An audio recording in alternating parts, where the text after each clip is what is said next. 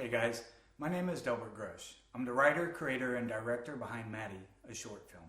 In the opening sequence of MaDDiE, we see MaDDiE walking down a desolate alley as the evening closes, listening to her wireless headphones. On the headphones, we hear Grace DeMartyr perform a song called Black Balloons. MaDDiE makes entrance into the studio apartment, and we see her walking up the steps. I guess this is the point where I'll address the wardrobe. You'll see that her wardrobe is blue jeans with red shoes, like a yellow cardigan that she's wearing, and a black shirt. This outfit was largely inspired by 1940s Pinocchio, 1941 Dumbo, and I tried to use more vibrant, bright colors, connecting MaDDiE to her mother, Caroline Miller, in the film, who also wears vibrant colors with a red dress, complemented with like a leopard fur jacket. MaDDiE makes entrance into an apartment, opening the door, noticing all the lights are off. She focuses on two notices that have been hanging out on the door for some time and shows her frustration about the notices being there. She secures the door, and we move into the next scene that introduces us to Josh. Josh is played by actor Lee Pitt, and Josh is purchasing a yellow drink. This character was largely inspired by maybe the crows out of Dumbo, which is why I wanted the bright drink that kind of tied to MaDDiE's top. He exits the store, meeting Brian Pitt, his friend Mike, in the film.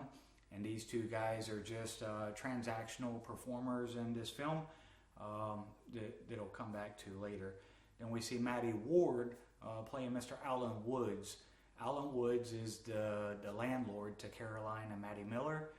He's there to deliver another notice, try to make contact and collect rent that clearly she's behind on.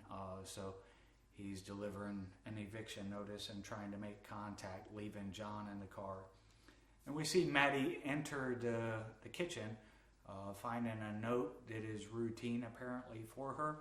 We hear the voiceover of Caroline reading to her daughter, expressing how she wished she could be there, but absence is necessary. And go back as the voiceover is happening, we're introduced to Caroline Miller, who's out downtown in the streets, and she recognizes this guy sitting in a muscle car, John, and tries to initiate contact with John. Back to MaDDiE, she puts the note down with a degree of frustration, goes and opens the fridge, and there's a cake. Not much else. I did actually put a wishbone inside of the refrigerator, but just due to time constraints and things going on, it wasn't visible. But as Gon pointed out, this is one of my failures on shot composition, not being able to pick this up. And missing out on a few other lucky items that kind of fed the story theoretically for me in design, and we'll get into that later. So we look at the cake. MaDDiE makes entrance into the living room. She's carrying this tote that is given to her by her dad and seems sentimental. She takes the headphones off, the music cuts out, she sits on the couch and opens this tote up. And this is a really cool part for me. Because it gets a scope in on the fact that this item that she's carrying is sentimental to her, is given to her by her dad, who's also absent on a very important day for a young girl, and she's coping. But the props that were integrated into this film, the card stocks that are actually there that she methodically colors these little cubes on. My ex-wife has a degree of autism, and she spends her days allocating 3 hours per index card to color these cards, and she does it in a way that the ink bleeds through to the back. And she gave me a stack of cards, like a huge stack of them. How much time she put into this and what it does for her, or what it is for her, to be able to integrate this into character development and a coping mechanism for one of the characters in this film was meaningful. And then we see the photos of MaDDiE's dad inside this tote that she's carrying. And it's left open-ended for the viewer to decide why he's not there. We see that he's a soldier. We don't know whether he's dead, whether he's deployed, lives afar, or is just choicefully a bad dad and absent for that reason. But we cut back to Caroline Miller, and she closes in on John, and she pushes his car door closed that Mr. Alan Woods left open, maybe in a seductive manner, trying to solicit something from the driver, unknowingly that it's her landlord's driver at that. As the door closes, we pop back to MaDDiE, and MaDDiE could not hear the door. This fed together really well for a cut in the edit, though, that MaDDiE had an aha moment and remembered that she might not be home alone because the note said that she had a gift and she had cake there. So this motivates her to get up and go explore the domain and see what her gift is. And we see MaDDiE in the doorway studying her bedroom, and there's a teddy bear sitting in the middle of the bed staring back at her. And then she's startled by Mr. Alan Woods, who makes contact and beats on the door. But she recognizes the voice, and she's very dismissive to be in any part of that. While her character is more of a Wednesday Adam type,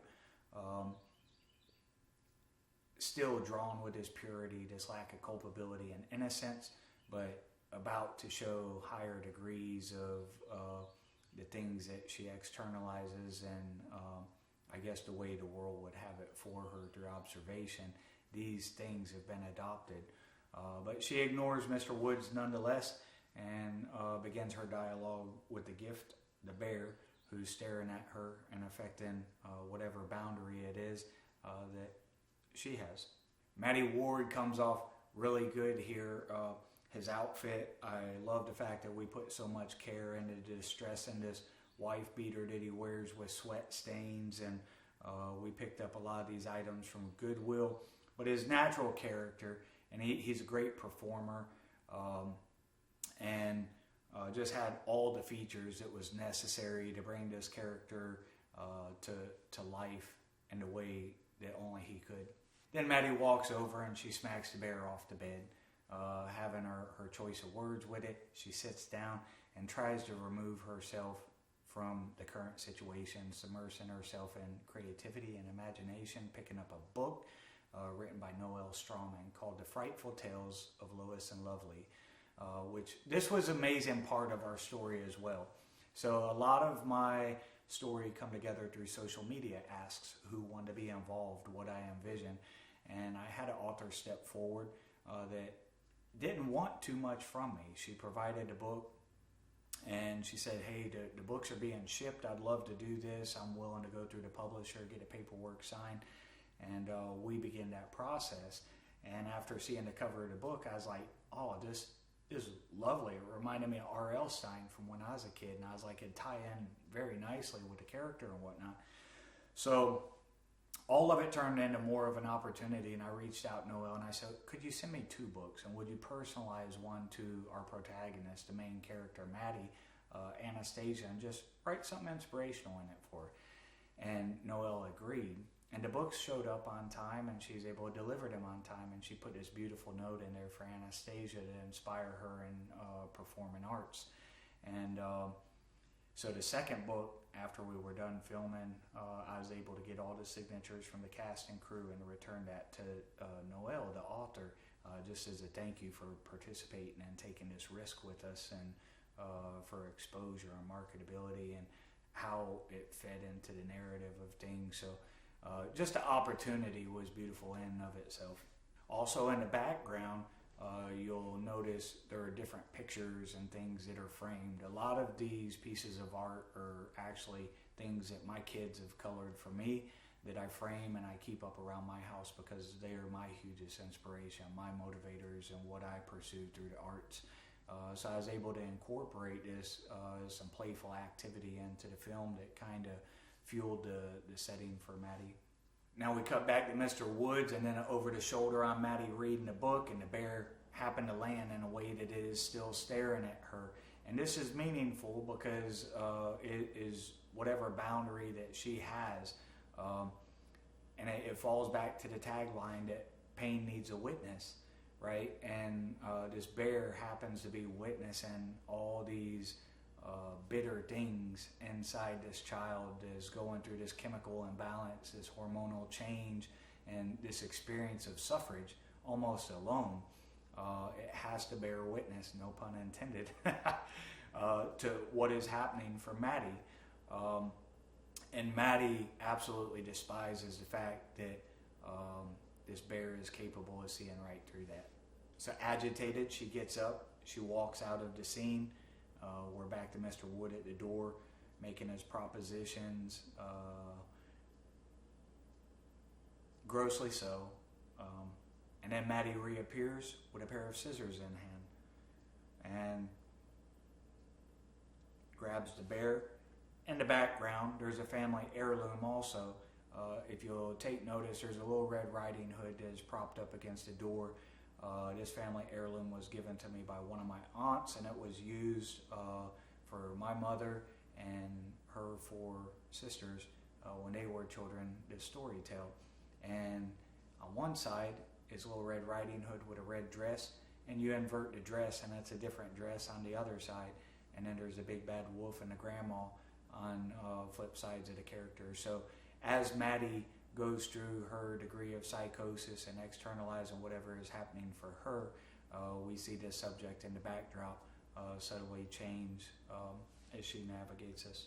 Then we get this vivid shot of the scissors stuck inside the teddy bear's face, just adhering to student policy and stuff, minus the stunts, profanity, labels, everything that is involved, not showing violence and stuff like that. Trying to creatively bring out the death of this inanimate object, this talisman, if you will, but also revealing that, like MaDDiE, this innocent child that is being taught these horrendous things by the world and how she chooses to display them in her own suffering, that the only thing that should not experience pain, the only thing that should not bleed in the film happens to be the only thing that does. And I think that's a deep portrayal behind the context of what is being delivered through MaDDiE's ordeal, while the exaggerated world, if you will, is knocking at her doorstep. And Mr. Wood's chopping at the bit, still beating at the door. Cut over to MaDDiE, and she's got these realistic eyeballs in her hand that are sopped with blood and nerve endings, and the bear is sitting on the back of the toilet with these gaping sockets open in its head from where she carved its eyes out, and she drops them into the toilet. MaDDiE sits in a somber mood at the dining room table, lighting the candles on her birthday cake to enjoy alone. Mr. Wood's still chopping at the bit at the door, and being gross, leaving a eviction notice for Caroline Miller. We see a character deficit with Mr. Wood as he progresses outside and encounters Josh and Mike navigating down the sidewalk. That the way that he tends to approach females is not the same way that he approaches males in the walk of life. He's very timid, frightened, and insecure, and grossly so. He takes this juxtaposition and comical way of getting back to his muscle car and making contact with his bag man and money and continuing life. And MaDDiE sits in her own suffering. Caroline Miller is turned down by John, just barely missing Mr. Wood. As he arrives, MaDDiE approaches this window with the bear after she's carved its eyes out, and she just throws this bear out the window and it falls onto the sidewalk. And we see Josh and Mike approaching with their drink, just casually strolling, talking. They stumble upon the bear and start whipping the bear back and forth, kicking it down the street, playing toss with it until they stumble upon Caroline Miller, who's still out in the street. They drop the bear. They're done with the bear. They make a little bit of dialogue with Caroline, and then Caroline notices the bear, and as she approaches it and adds further discovery, she correlates it with her daughter, that is the gift that she left for her, and she's a bit discerned and decides to walk off, fading into the night. So throughout the film, we heard the music of Grace the Martyr, Black Balloons in the beginning.